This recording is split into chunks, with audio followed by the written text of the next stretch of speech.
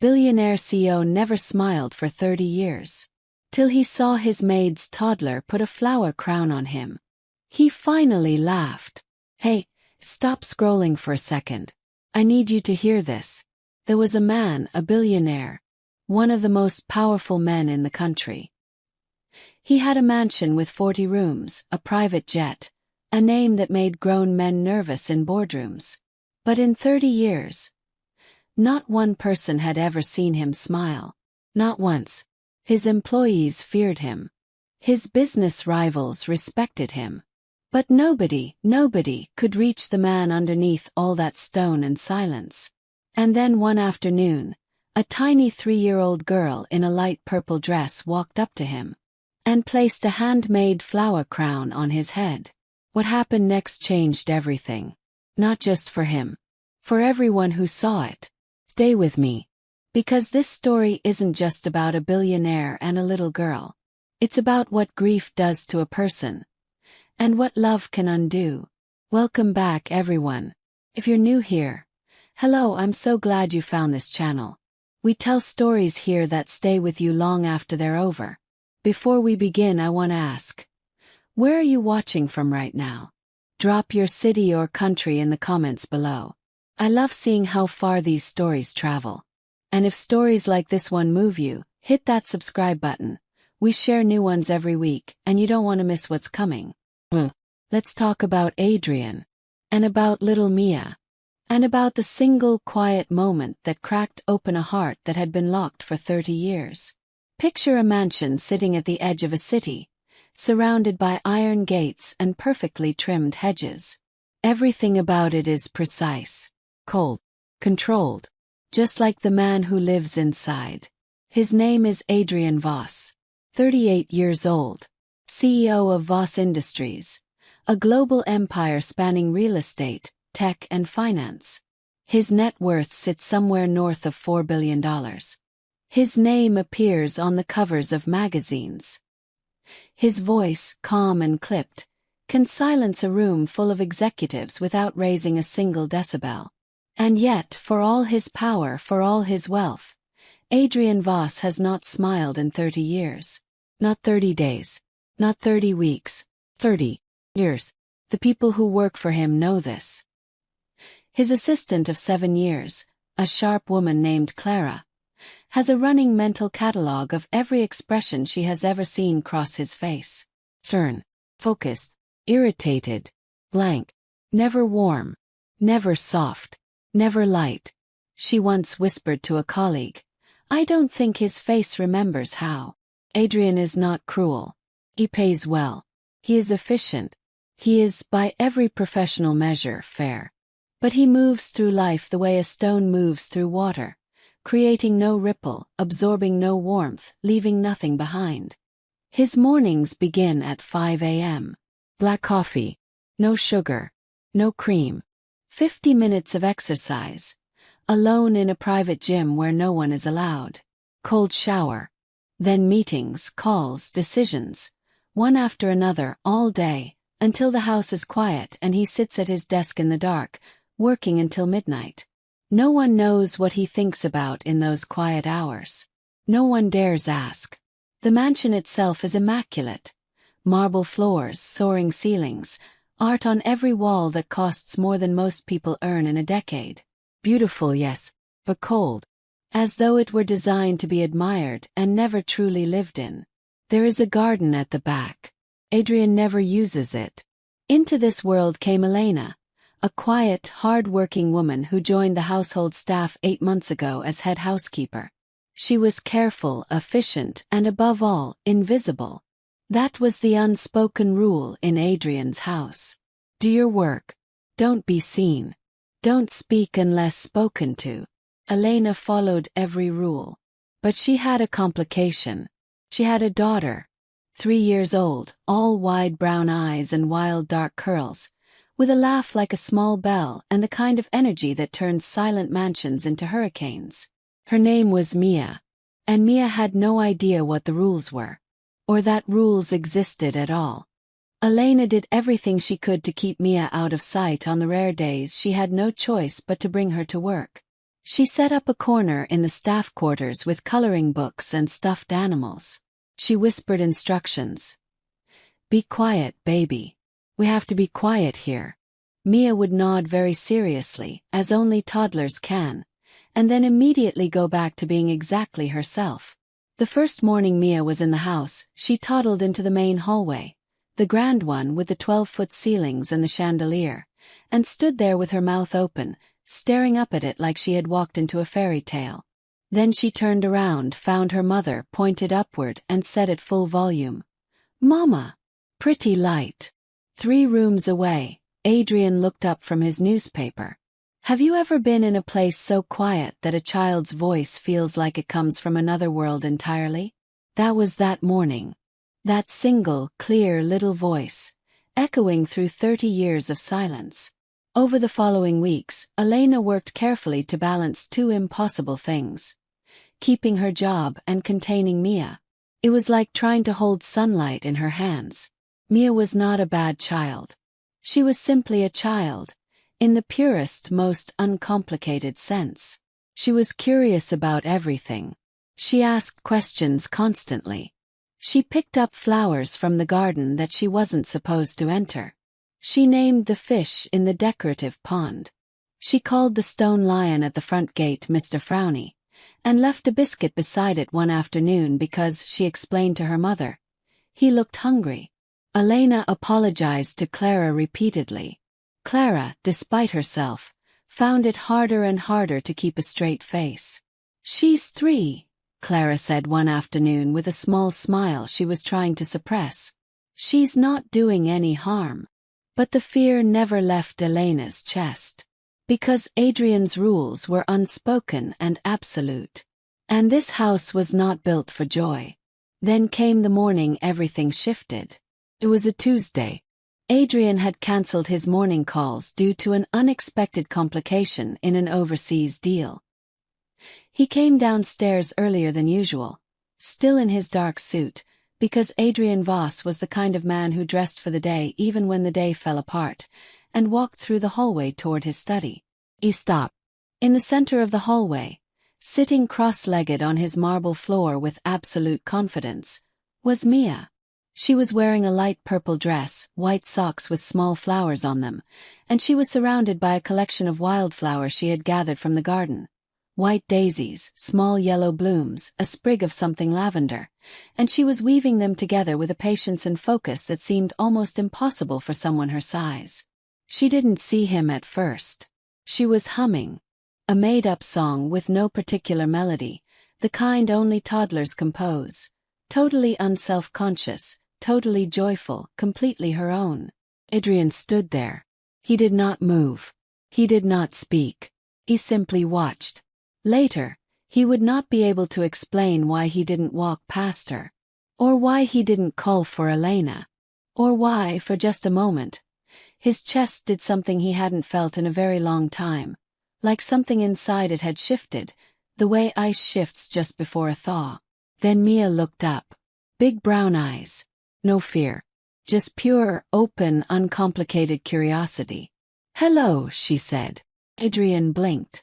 "Hello," he said, and even saying that one word seemed to cost him something. "I'm making a crown," Mia announced, holding up her almost finished creation. "For a king. Or a queen. Maybe a dragon. I haven't decided." Adrian did not know what to say. He had given 1,000 speeches. He had negotiated billion-dollar deals. He had faced down hostile boards of directors without flinching. A 3-year-old with wildflowers left him completely speechless. "That's interesting," he managed. Mia tilted her head. Studied him with the terrifying seriousness that toddlers reserve for very important assessments. Then she nodded once, as if she had made a decision. "You look sad," she said. And there it was. Not "you look scary." Not "you look important." Not even "you look rich." All the things adults saw when they looked at Adrian Voss. The child saw sad. What would you have done in that moment if you had been seen, truly seen, by someone who had no reason to lie to you? Adrian said nothing. He straightened, cleared his throat, and walked to his study. The door closed behind him. But he did not forget those words. Not that day. Not the next. 3 days passed. Adrian said nothing about Mia. He gave no instruction to remove her. He gave no instruction at all. And in his house, silence meant something. Clara told Elena quietly. "Just be careful." Elena nodded. And she was. But Mia was Mia. On the 4th day, a Saturday, the mansion was quieter than usual. Most of the staff had the weekend off. Elena was finishing a light cleaning of the sitting room. Mia was supposed to be napping on the small cot Elena had set up in the staff room. Supposed to be. Adrian was sitting in the garden. This was unusual. Adrian never sat in the garden. But that afternoon, something had driven him outside. Not restlessness exactly. Something harder to name. Something that had been pressing against the inside of his chest since a small girl had looked at him and said, "You look sad." He sat in a stone chair near the roses, his jacket still on. His phone face down on the armrest, untouched. He was staring at nothing. He was somewhere else entirely. He didn't hear the small feet on the garden path. He didn't notice the light purple dress, or the wild dark curls, or the very focused expression of a 3-year-old who had woken up from a non-nap and gone looking for something interesting. He only became aware of Mia when he felt something, gentle as a breath, being lowered onto his head. He went absolutely still. Mia stepped back, assessed her work with great seriousness, and then looked up at him with the most satisfied expression a human face is capable of producing. "There," she said. On Adrian Voss's head sat a flower crown. Wildflowers, woven with the careful, lopsided effort of tiny hands. White daisies and yellow blooms and that small sprig of lavender, the same one she had been working on when he first saw her in the hallway. She had made it. She had finished it. And she had decided. Not for a king. Not for a queen. Not for a dragon. For the sad man in the garden. The entire world went quiet. Adrian, who had not been touched gently by anyone in longer than he could remember. Adrian, who controlled everything in his life with meticulous precision. Adrian, who had built 30 years of armor out of grief and silence and sheer, relentless will, sat there, with a flower crown on his head. And something inside him, something old and frozen and deeply, terribly tired, cracked. It started in his chest. A warmth he didn't recognize. Then it moved to his throat. Then it reached his face, and the muscles there, unused for so long, did something they had forgotten how to do. He laughed. Not a polite laugh. Not a controlled boardroom chuckle. A real laugh, full and sudden and a little broken, the way things laugh when they have been held together too tightly for too long and something finally lets them go. He pressed one hand to his eyes. His shoulders shook.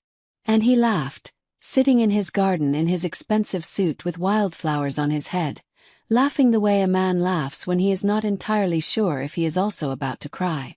Mia watched this with enormous eyes. Then she smiled, that wide, delighted, gap-toothed smile, and clapped her hands. "You're not sad anymore," she announced. Elena appeared at the garden entrance, out of breath, face pale with terror, already forming the words of an apology. And stop. She had worked in this house for 8 months. She had never seen this man's face do anything like this.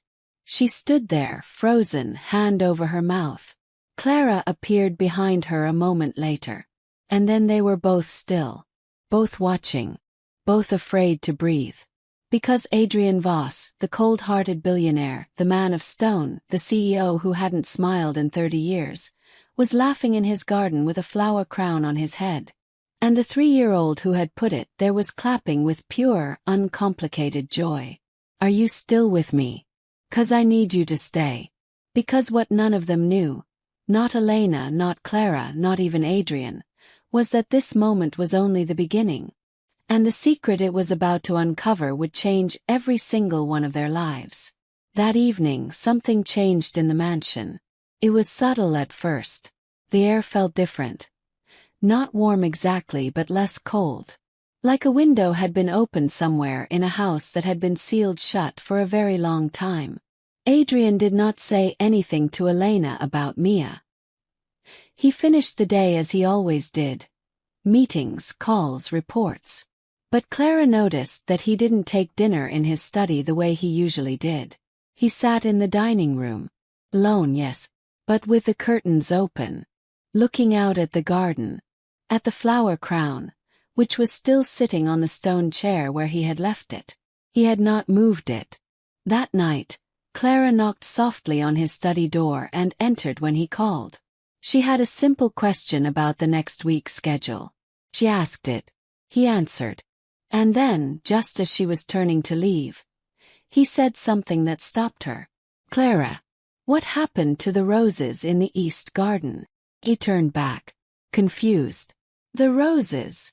They used to be red," he said, still looking at his papers. "When I was young, my mother planted them. They were red. Now they're white." Clara stood very still. In 7 years, Adrian had never mentioned his mother. Not once. "I believe the gardener replaced them about 4 years ago," she said carefully. The red variety was struggling. He replanted with a hardier white strain. Adrian nodded, said nothing more. "Good night, Clara." Left. But she did not sleep for a long time. What had Mia done? What had that tiny, innocent, flower-crown-carrying child cracked open inside this man? The answer, it turned out, was not something recent. It went back 30 years. Adrian Voss had been 8 years old when his mother died. Her name was Rose, a name that now felt almost too much to hold, given everything. She was warm, creative, fiercely loving, and she had a habit of making things with her hands. Knitted scarves, painted stones, small paper flowers, and on summer evenings, crowns woven from the garden blooms that she would place on her son's head and call him her little king. She was diagnosed with a rare illness when Adrian was 7. She was gone before he turned 9. His father, a man made of the same stone Adrian would later become, did not speak of grief. He spoke of work. He sent Adrian to school. He built an empire. And he expected his son to do the same. Adrian learned. He learned so well that the lesson became the man. He locked everything in. He closed everything down. He built himself into someone so controlled, so hard, so immune to softness, that he never had to feel that loss again. The loss of the warm hands that used to put flower crowns on his head. The loss of the voice that called him her little king. And then one afternoon 30 years later, a 3-year-old in a purple dress did exactly that. She had no idea what she was doing. She just knew he looked sad. She just knew she had made a crown.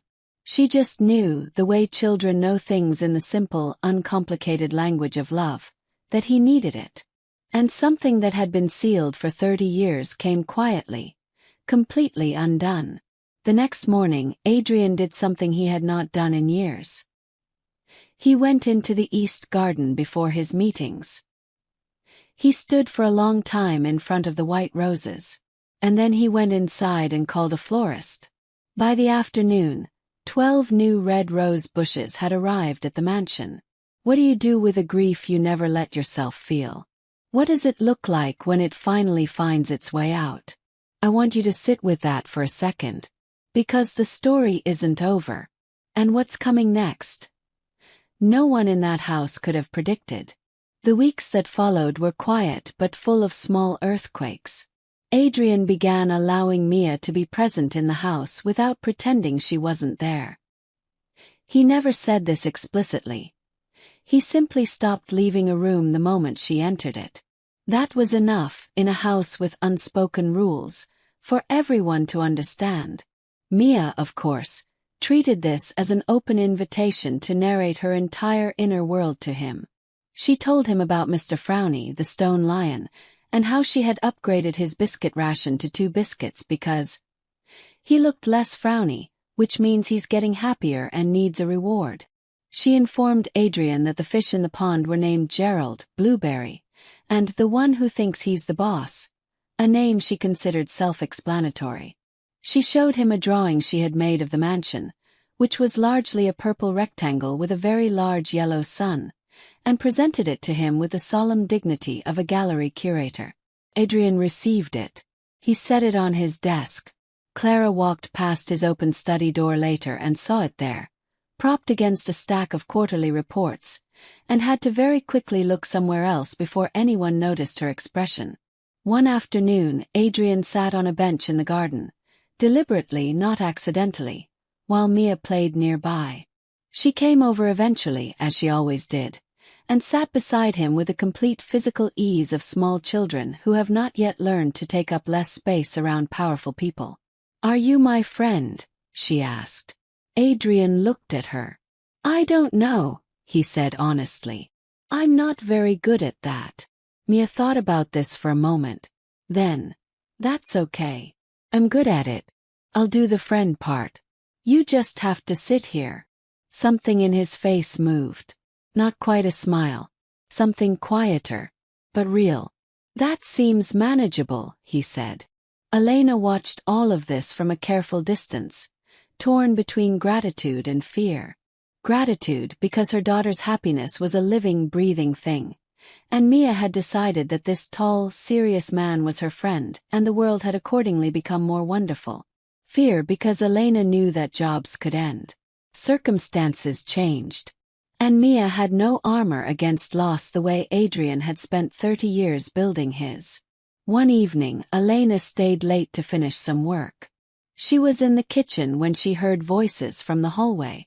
She stepped out quietly and stopped. Adrian was sitting on the bottom of the grand staircase. Mia was beside him.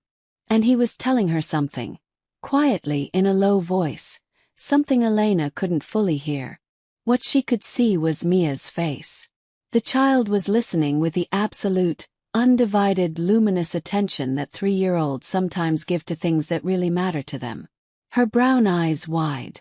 Her small hands folded in her lap.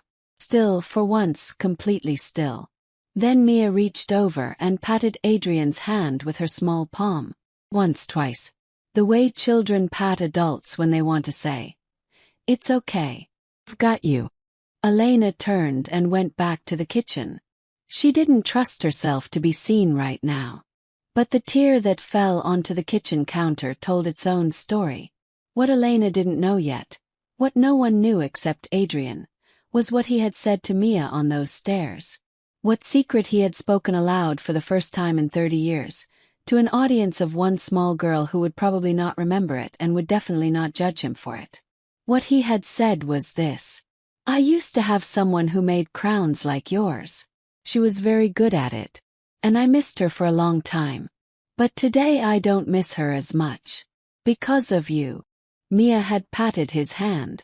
And said, "Maybe she sent me." Adrian had looked at her for a very long time. And for the first time in 30 years he had thought, maybe.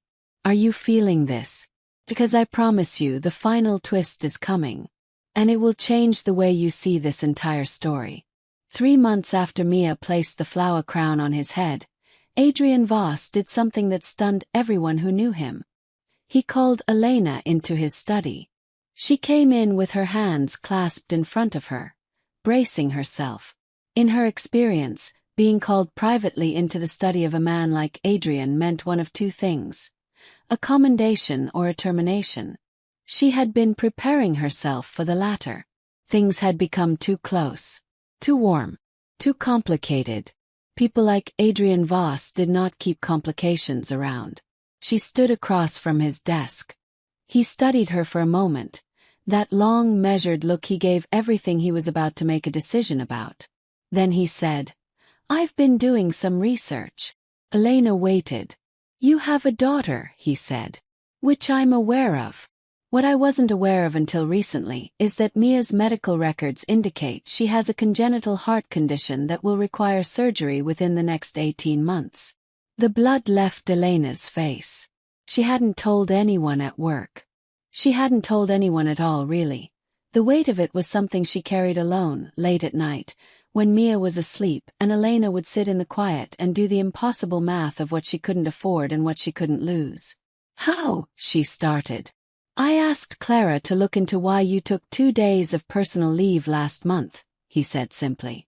I was concerned. I should not have pried. I apologize for that. He paused. But I'm glad I did. Elena's hands were shaking. The surgery is expensive, he continued. The specialist you were referred to is one of the best in the country. You cannot afford her on your current salary. I know this. Mr. Voss. I will pay for it, he said. The room went absolutely silent. All of it, he said. The surgery, the recovery, the follow-up care.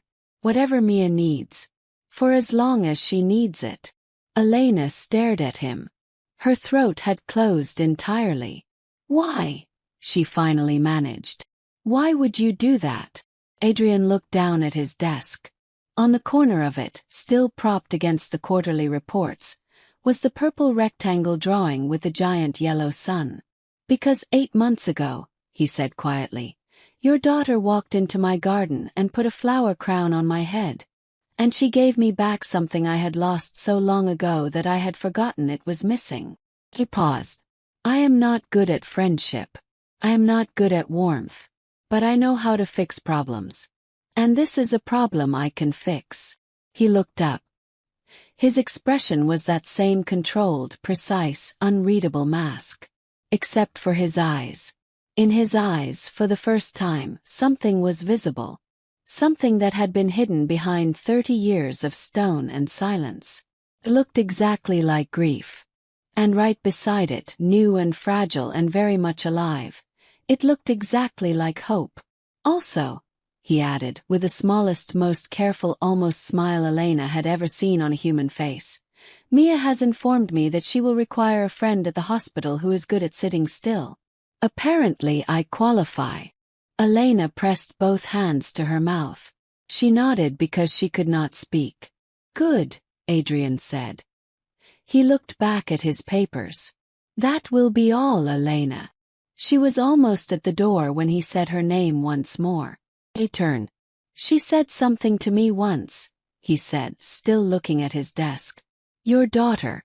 She said maybe she sent me. He was quiet for a moment. I want you to know, I think she might have been right. Elena closed the door behind her. And in the hallway of the cold marble mansion, she slid down the wall and wept with the kind of relief that only comes when something you have been carrying alone, in the dark, for a very long time, is finally gently taken from your hands. In the garden, the red roses were blooming. And on his desk, Adrian Voss left the drawing there. Right where it was. Right where it belonged. Sometimes grief doesn't go away. Sometimes it just waits, quietly, patiently, for the one person brave enough to look at you and say, you look sad. Adrian spent 30 years building walls so high that even he forgot what he had locked inside them. It took a 3-year-old girl, a handful of wildflowers, and one simple act of love to unlock a door that no amount of power or money ever could. We think strength means not feeling. We think armor means survival. But sometimes the bravest thing we can do is sit very still and let someone put a crown on our head. Here is the question I want to leave with you today. Is there someone in your life, maybe someone you've overlooked, maybe someone quiet, someone small, who has been trying to reach you? Who has been offering you something simple and real? And have you been too locked in your own silence to let them in? Think about that. Because sometimes the person who heals you isn't the one you expected. Sometimes they're 3 years old. And they're wearing a light purple dress. And they think you look sad. And they're absolutely right. If this story moved you, even a little, hit that like button right now. Takes 1 second and it means the world. Drop a comment. Tell me, what part of this story hit you the hardest? Was it the flower crown? Was it the roses? Was it what Mia said on the stairs? I read every single comment. Subscribe if you're new here. We tell stories like this every week. Stories about real human moments. About grief and love and the small things that change everything. And share this with one person who needs to hear it today. You never know who in your life is carrying something heavy and just needs someone to see them. I'll see you in the next story. Take care of yourselves and each other.